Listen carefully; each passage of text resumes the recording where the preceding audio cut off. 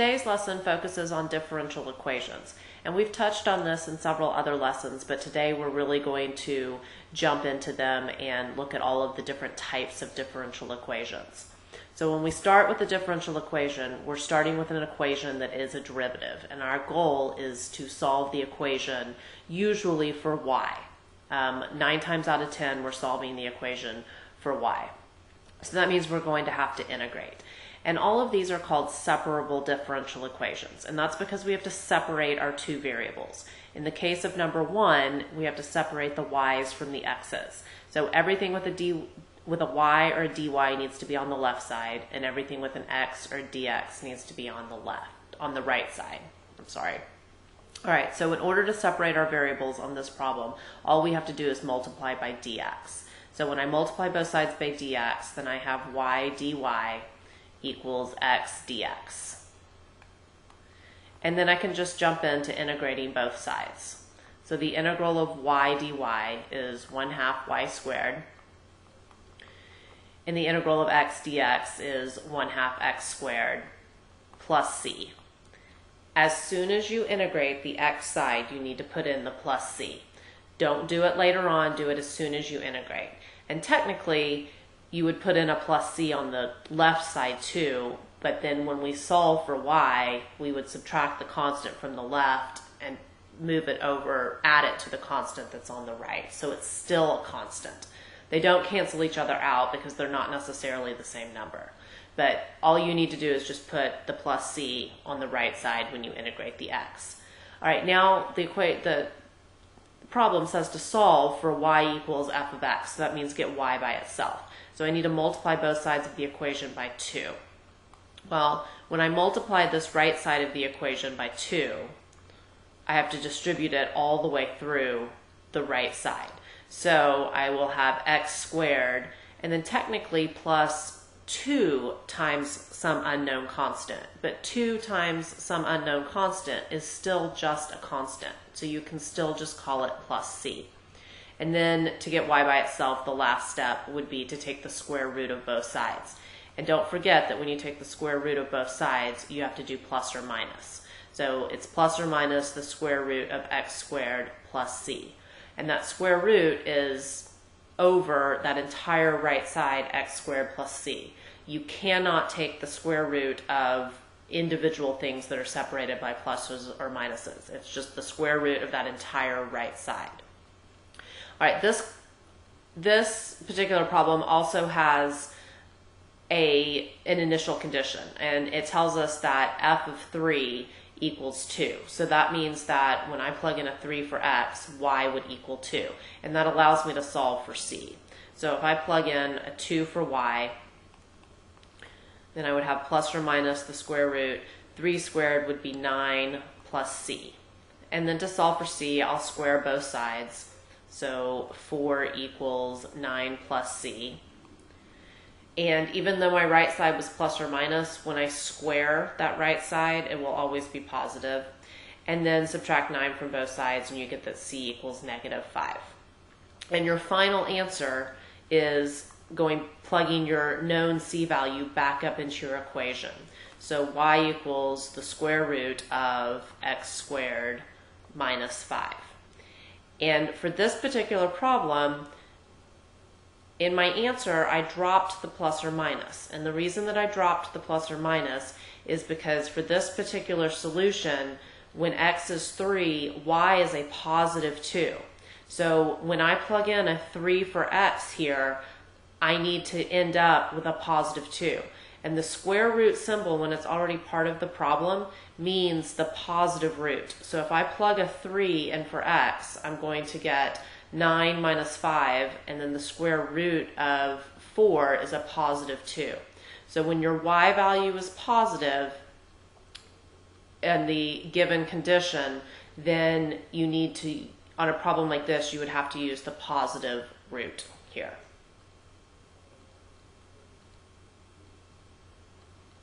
Okay, number 2. Once again, find the particular solution. I'm sorry, this would be the general solution for y equals f of x to the differential equation y prime equals x squared y. sorry, that's a typo. We only have a particular solution when we have a point that it goes through and allows us to solve for C. So this will actually be a general solution. All right, y prime is the same thing as dy dx. And in these problems, when you see y prime, I think it's easier to write it as dy dx. So dy dx equals x squared times y. All right, now to separate our variables here, I'm going to get everything with a y on the left. So that means that I'm going to have to divide both sides by y, or multiply both sides by 1 over y. And I'm going to think of it like that. So 1 over y dy, and then I'm going to multiply both sides by dx.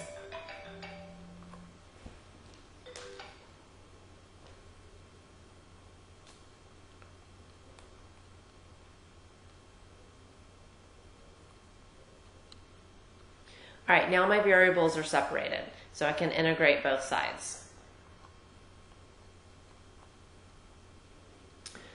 The integral of 1 over y dy is the natural log of y, or the natural log of the absolute value of y, and the integral of x squared is 1/3 x cubed plus c. But I still have to solve my equation for y. And the way that we solve the equation for y is that, remember that natural log of y is the same thing as log base e of y. And we can convert this logarithmic equation into an exponential equation by taking e to this power over here on the right side equals the argument, which in this case is y. So e to the 1/3 x cubed plus c. So it's e to that entire right side power equals y.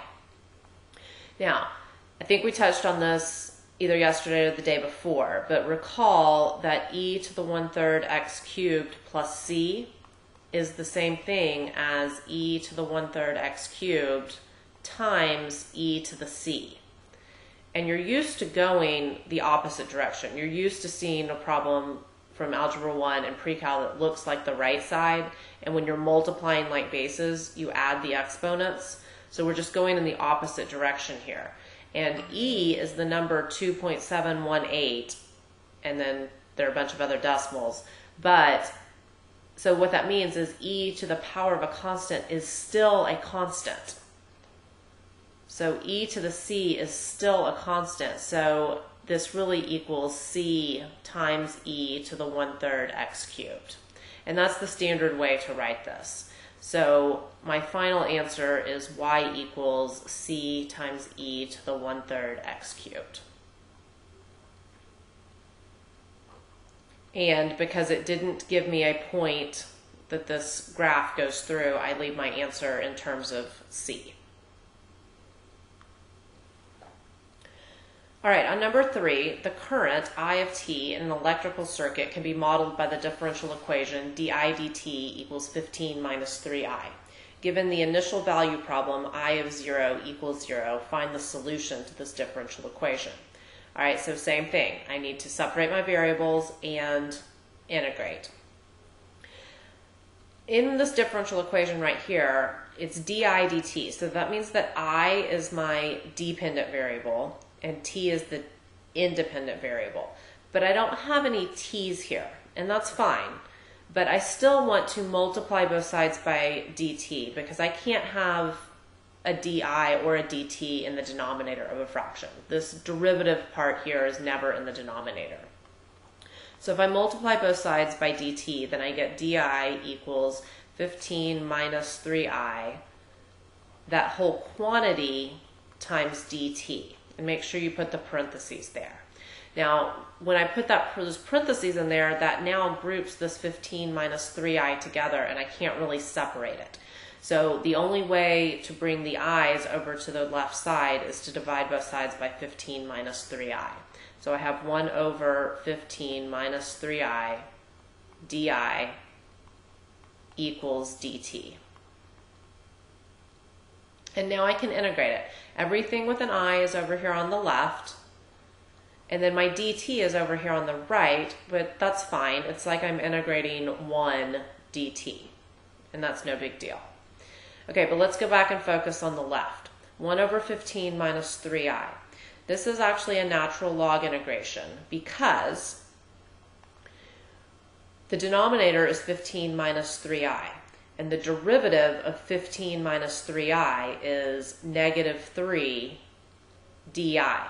So I can make the top into the derivative of the bottom, but I do need to compensate by multiplying the outside by negative 1/3. So because what I have on the bottom, its derivative is up here on top, then this integral is the natural log of the bottom.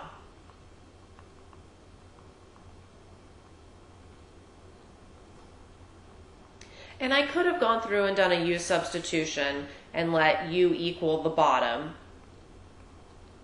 But I think that most of y'all are getting to the point where with the natural log integrations, if you can recognize that whatever is on the bottom, if you can make its derivative fit up on top, then the integral is just the natural log of the bottom. But if you need to use the u substitution, by all means, please do so. All right, and then the integral of 1 dt is t plus c. Okay, so I have a natural log equaling t plus c, and I need to solve for I in this case. It's like solving for y in the last problem.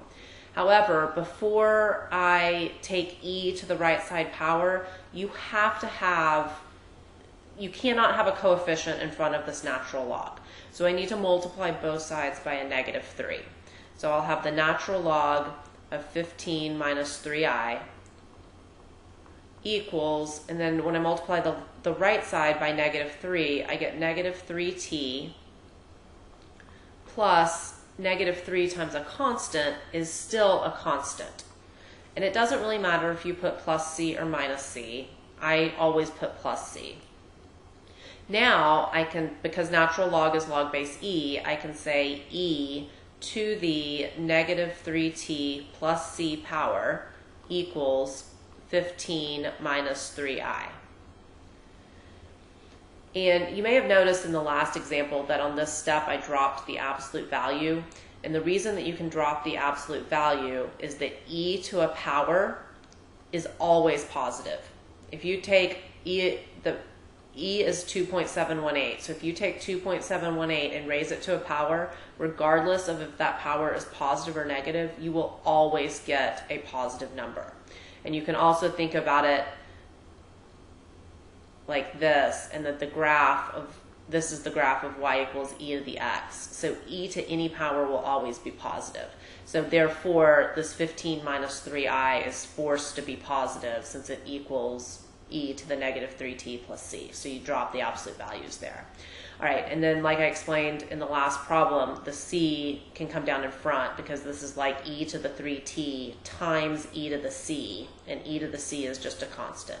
So c e to the negative 3t equals 15 minus 3i. And then I need to solve for I. So I'm going to add 3i to both sides and subtract ce to the negative 3t. So 3i equals 15 minus ce to the negative 3t. And then when I divide everything through by 3, I get I equals 5 minus, and c divided by 3 is still a constant, so I can just call it ce to the negative 3t. Now that's my general solution. However, they did give me this condition right here that when t is 0, I is 0, and so that allows me to solve for c, and I need to do that. So when I plug in a 0 for I and a 0 for t, negative 3 times 0 is 0. E to the 0 is 1. So 0 equals 5 minus c, and c equals 5. So the solution to this differential equation is I, or I of t, either one, equals 5 minus 5 e to the negative 3t power.